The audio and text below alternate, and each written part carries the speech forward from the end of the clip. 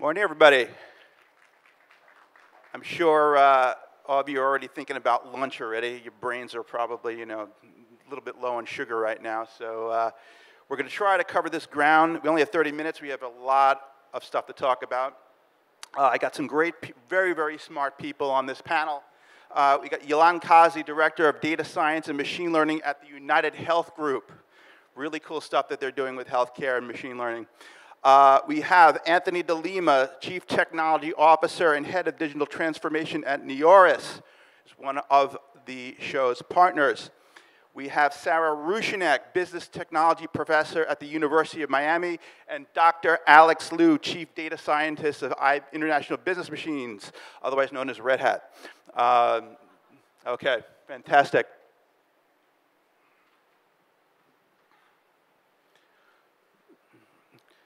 We'll wait. Thank you, Doctor.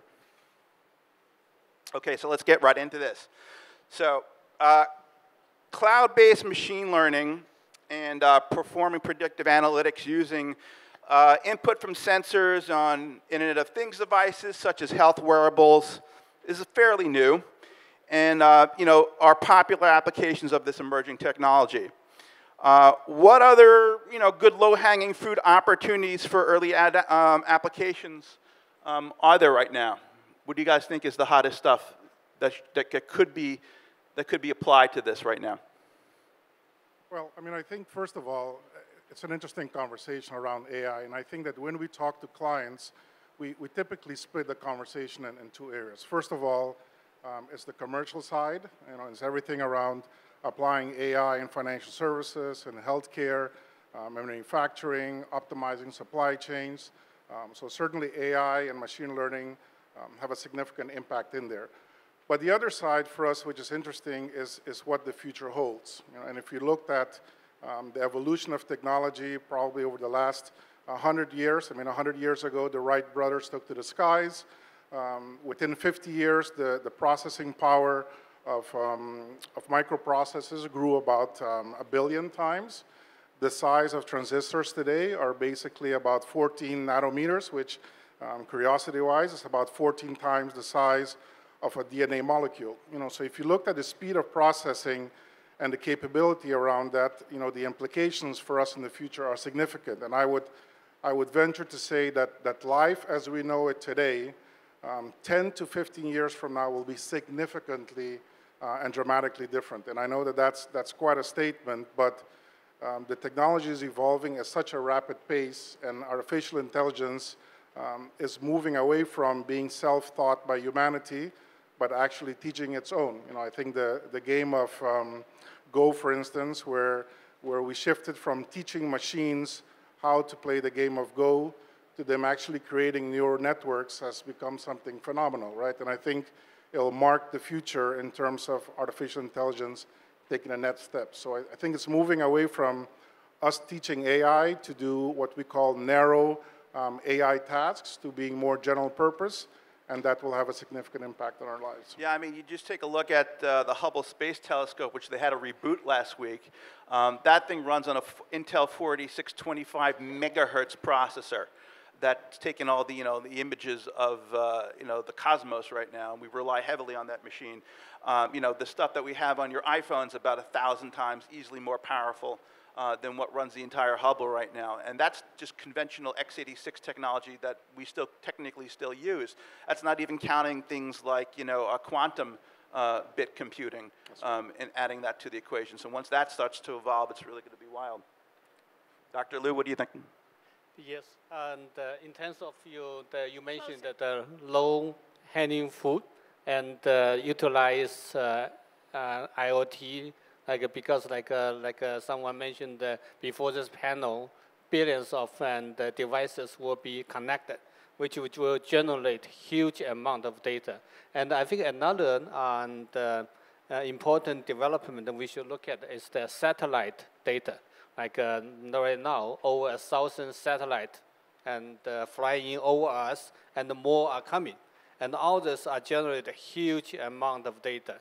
And I think the next challenge is basically to connect all this data together.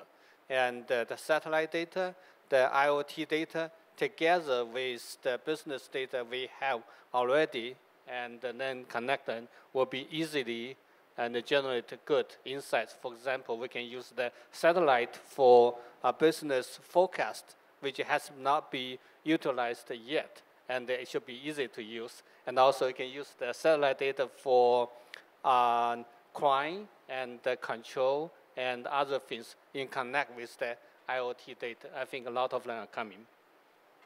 Elon, you're with United Health Group, and obviously, you guys have a huge interest in keeping, your customers healthy, having, continuing their quality of life. I mean, I myself, had an interesting health issue, with my Apple Watch over the summer. I wrote an article about it. It actually detected, as part of Apple's heart study program, that I had atrial fibrillation.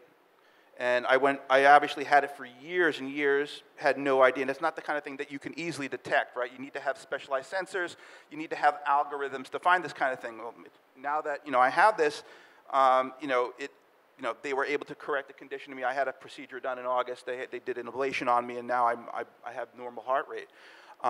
But had I not had this watch, I could have, within 3, 4, 5 years, I could end up with a stroke, So what are the sort of things that, you guys are doing in the field is to try to provide, a more, because, typically patients have been in the dark. We don't know what's happening to us until an event happens. How do you predict, how do you add predictive technology to sensors in healthcare to, to be more proactive about a customer's health and their policies?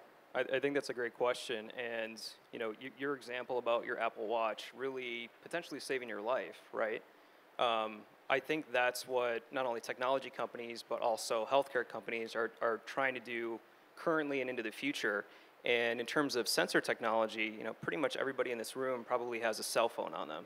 That really can act as kind of a main hub, right? Like it can track your movements, it tracks your location.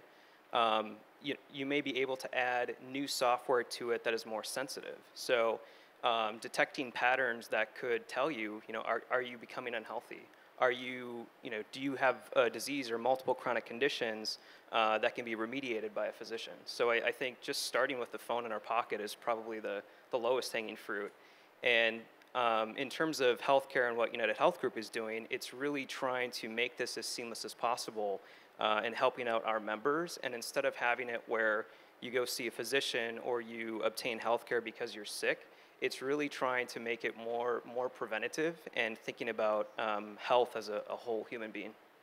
Yeah, I mean, there's some incredible technology that's in play right now. I don't know if you guys are familiar with the company, AliveCore, that makes the EKG sensor that came out even before the Apple Watch had it.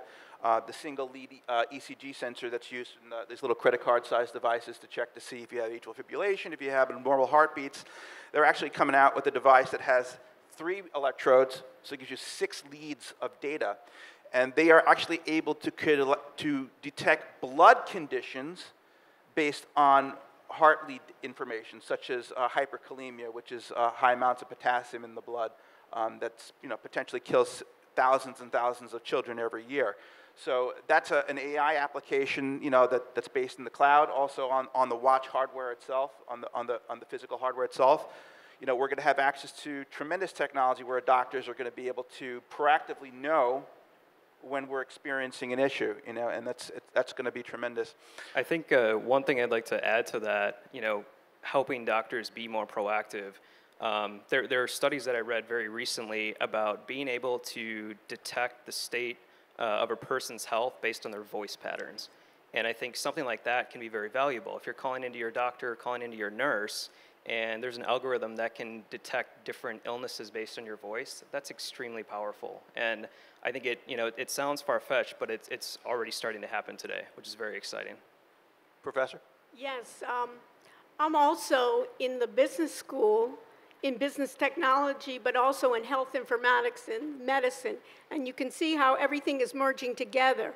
I think everyone's role is going to change based on AI.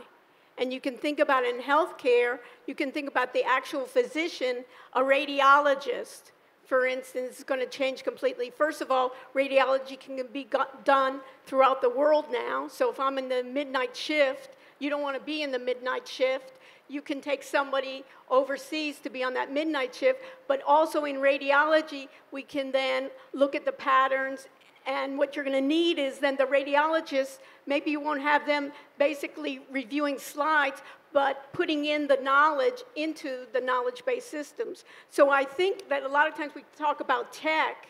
I think every profession is going to be changing from law to marketing. Everyone is going to be using and they're going to have to renegotiate their own roles in the environments that we're in. Yeah, I mean, when you think about the kinds of diseases that require a lot of imaging, right? You take a look at things where at CT, right, where you're looking at for example, brain patterns or structures that form in the brain as a result of things like, if we're looking for Alzheimer's, right? I mean, those are the types of conditions that we need thousands and thousands and thousands and thousands of participants, and right? And picking up those little micro, basically, goals and micro symptoms that you would never pick up. So you can think about the wearables. Yeah, because machines can do it just so much faster than a human with eyeballs. And then they're learning. Yeah, every single time that they do it, they're learning. Okay, great. So where should we focus on identifying the use cases for artificial intelligence so that we can create smart interactions with customers, employers, and business partners? What should be the ultimate end goal, do we think? Well, again, quite an interesting question. I think, there are table stakes right now in terms of how to apply AI in healthcare and financial services, manufacturing, et cetera. And there's a number of companies that have a number of inventions that are out there. For us, the big question is, where does this lead us, right? And if you looked at general purpose AI and where that's heading, basically, it would be naive for us to believe that artificial intelligence at some point will not surpass human intelligence. It's a reality. That was Dr. Hawkins' main concern. Yeah, and Dr. Hawkins, I.G. Goods in the mid-1960s coined the sentence that says that the first intelligent machine will be mankind's last invention. And I think that as futuristic as that may sound, it is a reality. If you looked at the processing power that a human brain requires, today it's about 100 quadrillion transactions per second. The Taihen 2, which is the Chinese supercomputer, processes transactions at about 33 quadrillion transactions per second. So it's order of magnitude more capability, more intelligence, processing capability than the human mind has. And you combine that with the future, then the question becomes, what's humanity's position looking forward 10 to 15, maybe 20 years, but not more than 15 years, right? And in that scenario, there's quite some discussions around what we call the merge scenario, which is, will synthetic neurons start to merge with biological neurons? And what does that mean in terms of humanity's evolution? What does it mean in terms of the use cases that brings forward? So I think the question, more than just the table stakes of optimizing logistics and supply chain, driving automated trading and financial services, do 360-degree customer views, it's really where's the end game for humanity. And I think that it would be naive again for us to believe that sometime, but not the next 10 to 15 years, synthetic intelligence will far outstrip humanity's capability for processing. The question is, of course, what's the difference between intelligence and wisdom, and how do we apply that? How do we make sure that things remain in check? But we just don't know at this point in time how far synthetic intelligence will evolve and what the impacts will be for specific use cases. Cool. So Dr. Liu, IBM obviously has been doing a lot with artificial intelligence over the last 20 years. We all watched, Watson, kick Ken Jennings' ass in 2011, in every way possible. But there's a lot has come, a lot has happened since 2011, especially since we saw Watson. What is IBM doing now, to identify use cases for artificial intelligence, with its customers and its partners, and its own employees. I mean, IBM is a huge company. What are you guys looking at as sort of like, what are you guys really focusing on, and what verticals, and the overall use case for artificial intelligence? Thank you. Very good question. And in terms of technology, as you know, like IBM has been investing a lot in AI. Like 20 years ago, IBM's Big Blue beat the human chess champion. That's where it started. Then, as you mentioned, 2011, the Japanese show, and IBM has a machine. And recently in March, and IBM released human debate and the machine debate, right? Debate machine that debating against the human champion, and the judges actually gave the machine a higher score than human. So there's a lot of the development. And so our right politicians will be robots? Robot, I think right now is that robot, like would be an improvement. And the robot, I'm for that. Yeah. Robot, I think, will become smarter and smart, especially for specific tasks, and like the chess, Go, and all those things.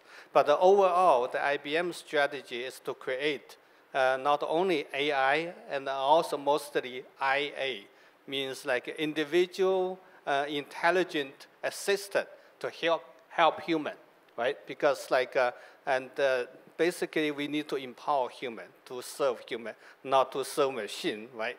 And so there's a lot of work around that area. I think, and in the future, perhaps, then technology will enable every one of us to hire intelligent assistant for very different kind of tasks, for cooking, education, and even maybe someday, each one of us can send one intelligent assistant to the space to explore, right? And to meet our curiosity and other demands. And on the other hand, I think for the specific, the business, for the customer service, and there's a lot of room for change.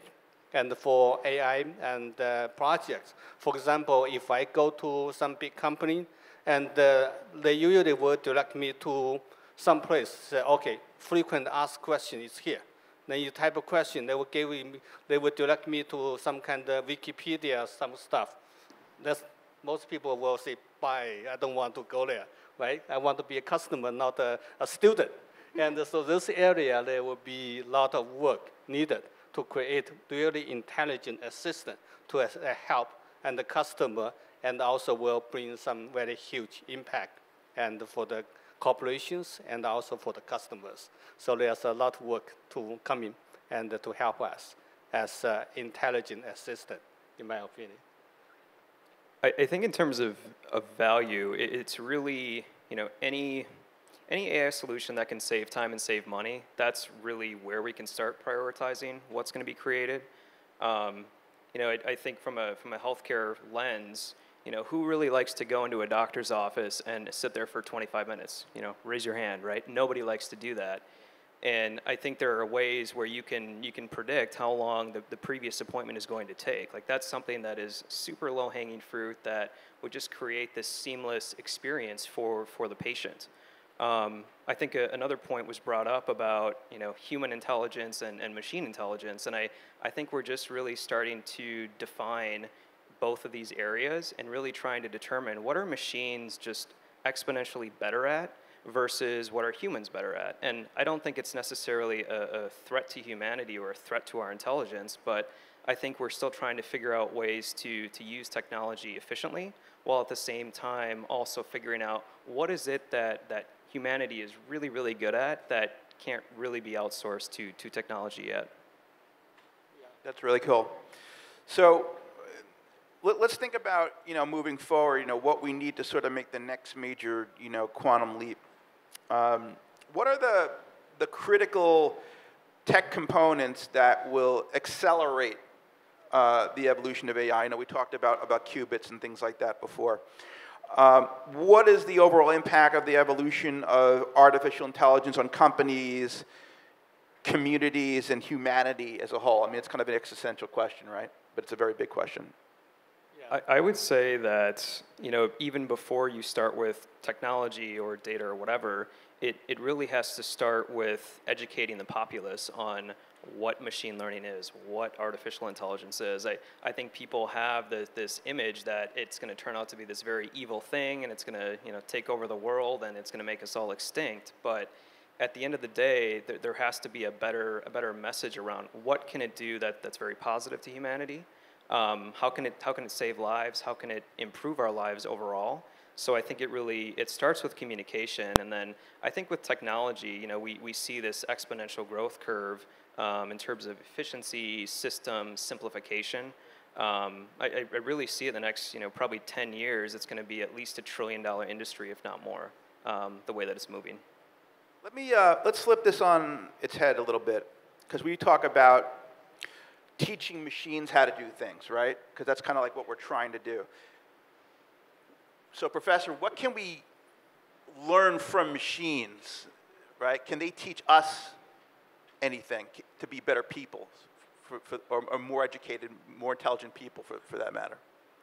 I think so.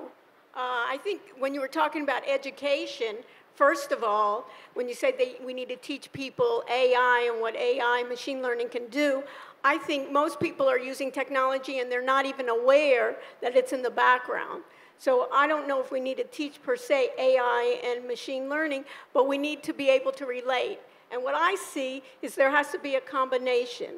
For instance, when you think about our world, think about the shootings. I mean, it's like every week. And then everyone says, oh, besides the guns, they say, we need mental health, right? We need mental health services. Correlation and causation, right? I mean, right, but the whole idea is, how are you going to get any of these mental health services? A lot of times you can think about machine learning as being chat boxes, and I need to reach out. Many times we can even think about our regular stress, that many times our machines can help us. A lot of times you can think about meditation. Now there are a number of meditation apps. And what I wanted to also think about is just how we're educating. That whole idea of education, the traditional education has been what now? It's been online or traditional classroom, and that needs to be flipped over the head, because there's still something on being here. Isn't it, why are we here versus just seeing this online and we can all be in different locations? There is something that I meet you person to person, and sometimes I'm telling my students when they think, you know, what drove the internet was what? Anyone know? What really drove the internet up when it first came out? Porn, right? Pornography was the first thing, right, that really drove it. And then everybody was not afraid, wow, we're not going to have sex anymore because I see you. How many people are parents, right? How many people have parents, right? So that sex didn't go away, but basically maybe it can solve some issues. It's the same thing with education, that we can just flip it around and bring in, for instance, people into a live classroom. Basically, you don't have to stay for an entire, let's say, MBA. You have so much experience. If you want to get an MBA, you can take almost micro credits for that MBA and come in remotely throughout the world. So the whole area, same thing with medicine, right? It's not how long do I need to wait in the waiting room, but really, do I need to see a physician now? Is there a way that I have a mole on my hand, and I'm always worried, oh, is this cancer? Have it basically sent through the processors of computers and say, you know what, 99.9% that isn't, or this looks like melanoma. And then at that case, we can get some changes done there, and then we can bring in the physician, either remotely or for surgically. We're using AI even in the surgeon's operations.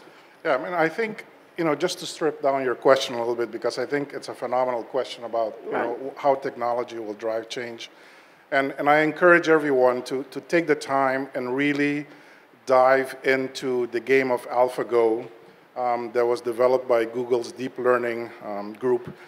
And I think Alphago, and I mentioned it before, but Alphago truly was an interesting milestone in the evolution of artificial intelligence. And the reason I say that is that most often when we look at artificial intelligence, we talk about teaching machines, right? And Alphago was the first instance in our existence where rather than teaching a computer to play the game of Go, it started on the notion of tabula rasa, which basically means that, all things being equal, our experience and perception is what drives our evolution as a being, right?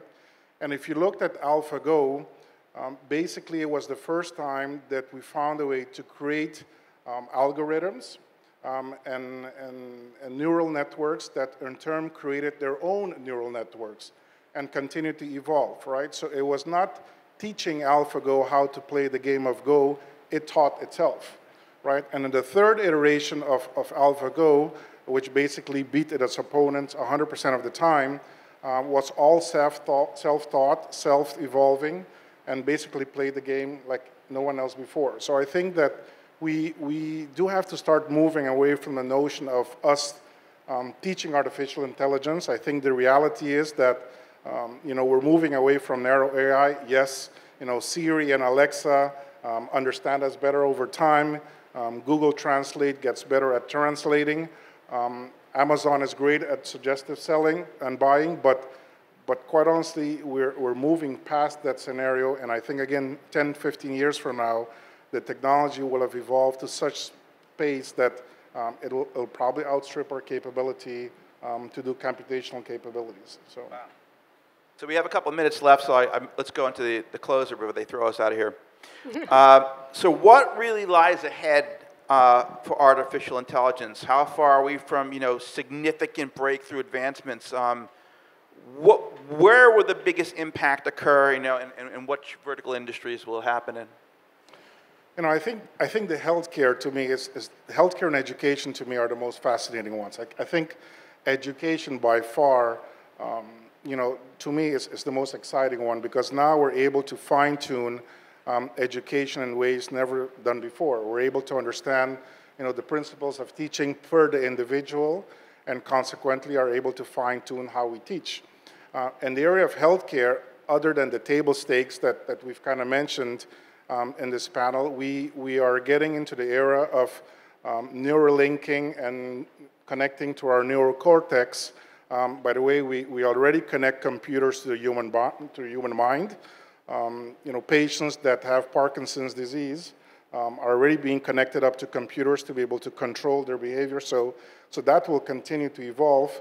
So, we see great opportunities around healthcare and also education. The rest, obviously, financial services, manufacturing, all will continue to evolve and leverage AI. But typically, it's around, becoming more competitive, stripping out costs, et cetera. Yeah. I think another area to look at is probably the space exploration. Next year is the 5th anniversary of man and stepped on the moon, and we know it's very expensive, also very risky to send people there, but relatively it's easier to send a machine to the space, which will perhaps someday will help us to find a new place if we cannot save the Earth, right? So there's other things to look into. I have to say that the two that really come to mind, obviously healthcare, but also from a government standpoint. So healthcare-wise, just actually having personalized medicine. So having this phone that becomes, kind of like our pocket doctor, at least before we have to go and see a real doctor. I think that could be very, very exciting for all of us. From a government standpoint, I think, finding ways to, very ethically use AI to make the government more efficient, right? Wouldn't it be nice to have an AI DMV and not have to worry about all that stuff? That would be great. But imagine what it can also do for, helping democracy to succeed not only in the U.S. but throughout the world. I think there's probably a huge opportunity for that, and we're just kind of discovering where it is. I think also in finance, I know even at our institution we're doing the fintech and a number of, again, I'm thinking our roles as human beings are going to need to be flipped. The idea to see of the wealth management, to be able to do the automated trading systems. Now you can think about it, 80–90% of even the stock market is done by machines already. So much is done there, but where are we going to refine? And I think it's going to be a team effort. I think what we're going to need to learn is to be collaborative in a number of different ways, to work on teams where I have my physicist, I have my mathematician, I have my finance person, I have my physician, I have a number of people, and around the world. Think about it even in healthcare, where Chinese medicine, it can be attributed to Western medicine, and you can do a much more testing. You can already see that I'm able to then prognosticate and also forecast what's going to be. And predictive analytics, I think, is going to be further into it. Everybody, I wish we had another hour or so to really dive into this stuff. But everybody, thank you for coming. And I think it was a great panel. I'd love to be able to do it again. Thank you. Awesome. Thank you.